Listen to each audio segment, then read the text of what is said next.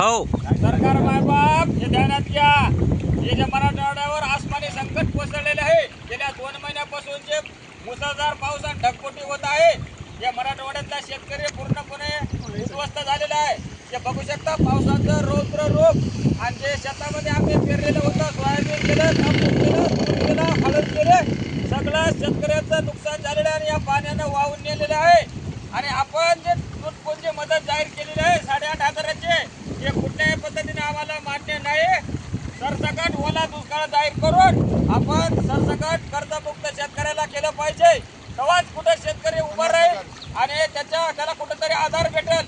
मुख्यमंत्री देवेंद्र फडणवीस साहेब, आपण जे म्हणता योग्य वेळे आपण कर्जमाफी करू, हीच ती योग्य वेळ आहे आणि याच वेळी आता कर्जमाफी करण्यात यावे। उपमुख्यमंत्री अजित पवार, आपण जो 70,000 कोटीचा घोटाळा केला, ते केल्याशिवाय झाला नाही, म्हणून हे पाऊस पडल्याशिवाय आमचं बी नुकसान झालेलं नाही। हे उघडा डोळे आणि पहा नीट आणि महाराष्ट्रातला शेतकऱ्याचा आक्रोश आज आपण गेल्या 2 महिन्यापासून पाहत आहात, पण या शेतकऱ्याकडे बघायला मात्र कोणी वाली नाही।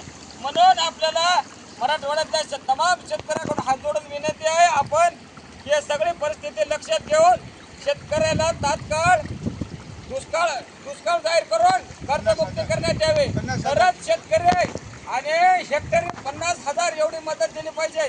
कारण सोयाबीनचा खर्च जर बघितला आपण तर 30,000च्या घरात आहे, कापसाचा खर्च 40-45,000 रुपये खर्च आहे आणि आपण 8,000 मदत देता, हे कुठल्याही पद्धतीने आम्हाला मान्य नाही। आपण ओला दुष्काळ जाहीर करून शेतकऱ्याला या ठिकाणी कर्जमुक्त केलं पाहिजे, अशी आमची तमाम मराठवाड्यातील शेतकऱ्याची आपणास कळकळीची विनंती आहे। धन्यवाद। निवडणुकीच्या काळामध्ये पंतप्रधान 40 दौरे मारते महाराष्ट्रामध्ये आणि ह्या पूर परिस्थितीमध्ये बघायला सुद्धा राजी नाही। शोकांतिक आहे। आपल्या देशाचे पंतप्रधान 40 दौरे मारतात महाराष्ट्रात, 40 दौरे, आणि पूर परिस्थिती झाली, ढगफुटी झाली, अतिवृष्टी झाली, बघायला सुद्धा राजी नाही, ऐकून घालण्याची सुद्धा क्षमता नाही।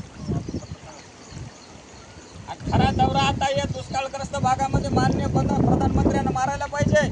हे जे दौरा आता आम्ही कोरोना काळामध्ये सगळे शेतकरी सगळ्याला साथ दिली, पण आम्ही जेव्हा संकटात असतो तेव्हा मात्र कोणी आम्हाला मदत करायला येत नाही। शासन मात्र तुटपुंजी मदत देऊन आमच्या तोंडाला पाणी पुसत आले। 8,000 मदत ही फक्त मजुराला पाहिजे, शेतकऱ्याला नाही।